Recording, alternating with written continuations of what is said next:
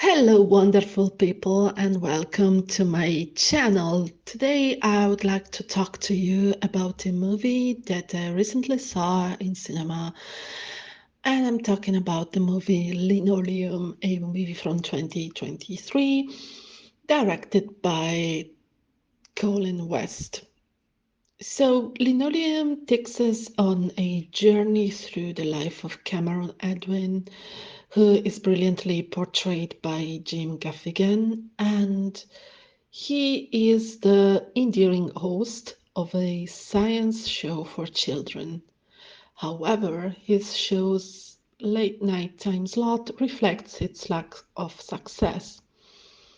Cameron's lifelong dream of becoming an astronaut has been on hold for years, and his marriage is unraveling, with his wife filing for divorce. It's a deeply contemplative and melancholic backdrop, and the situation is sad, very sad. So, one day, a mysterious car crashes in front of Cameron's yacht, setting off a series of enigmatic events. Strangely, no one seems to pay attention to this extraordinary incident except for Cameron, who is astonished to find that the man emerging from the vehicle bears a striking resemblance of himself. Yet his family remains seemingly oblivious to this enigmatic occurrence. The film's storytelling strikes a harmonious balance between comedy humor, pop pop-colored sci-fi with a touch of teen drama. Every family member character is beautiful and complex. At one point, I was not even sure who the real main character was, since everyone has a part. So, I would say from now on, spoilers ahead. If you have not seen the movie yet, please pause the video now and thanks for watching. So, spoiler starts in 3, 2, 1. Have you seen the movie? Then let's go. What truly set Linoleum apart is its ability to drag the story and give the audience random hints of a puzzle that never seems to be able to be completed. As I mentioned before, Cameron's family is composed by his wife Erin, his teenage daughter Nora, and his youngest son Sam. One day, a red car falls from the sky and crashes just in front of Cameron's yard. The survivor, Kent, looks like Cameron and walks away without any injury, which is pretty sus already. Later, Kent will steal Cameron's job. He is in fact a confident and successful showman, and his science show will be broadcast in the afternoon, while kids are in fact still awake. Meanwhile, Nora goes to school and a new student joins her class. Mark, a charming introvert student, starts dating her, and just imagine the shock when we find out short after that that Mark is Kent's only son, and Kent just bought a house literally in front of Cameron's house. Well, it cannot be just a coincidence, right? Or is it just a coincidence? Just like two students attending the same class, having to share the same birthday. Well, this phenomenon is commonly referred as the birthday paradox or the birthday problem. The birthday paradox asserts that in a random gathering of 23 individuals, let's say a high school class, there is approximately a 50% likelihood that two individuals will share the same birthday.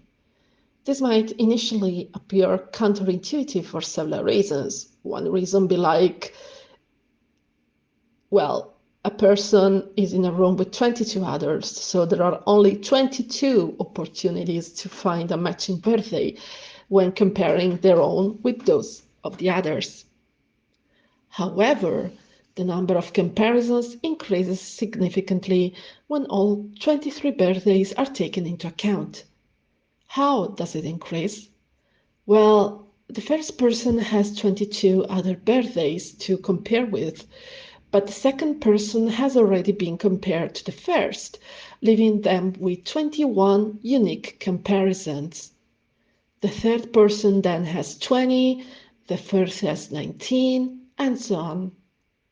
So when you add up all these potential comparisons, be like 22 plus 21 plus 20 plus 19 and plus 1, the total comes to 253 comparisons or combinations. Consequently, in any group of 23 people, there are 253 opportunities for matching birthdays, which contributes to the surprising nature of the birthday paradox. Well, it looks like I already digressed, but not even that badly, since the class was attending this lesson while Mark joins the class. Spooky, right?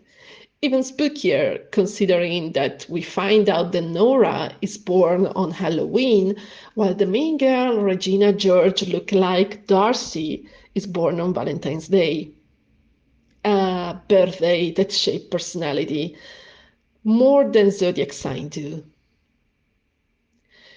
Nora starts hanging out with Mark, and something romantic starts to grow between them.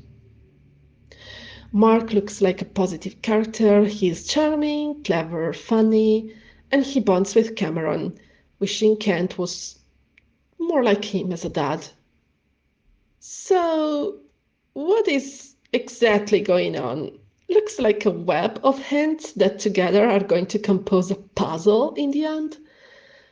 To be honest, I felt overconfident at this point, and I whispered to myself in the cinema, I know where this is going. This looks like a clone, supernatural, Stranger Thing-like movie where the evil, but more charismatic and successful clone takes over the main character's life, replacing him in his life just how he did at his workplace. In fact, I could not have been more wrong than this. Cameron then visits his father, Mac, in a memory care hospital. Mac suffers from dementia and shares the failed dream to become an astronaut with his son. They both were engineers who wanted to go into space.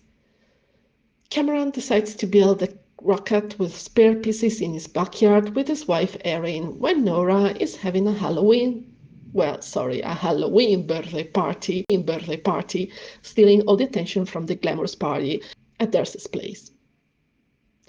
Darcy then heads to Nora's party and seeks for peace. Nora and Mark welcome her and ask her to take a picture of them smiling. By the way, Nora's housewife Halloween costume was mint.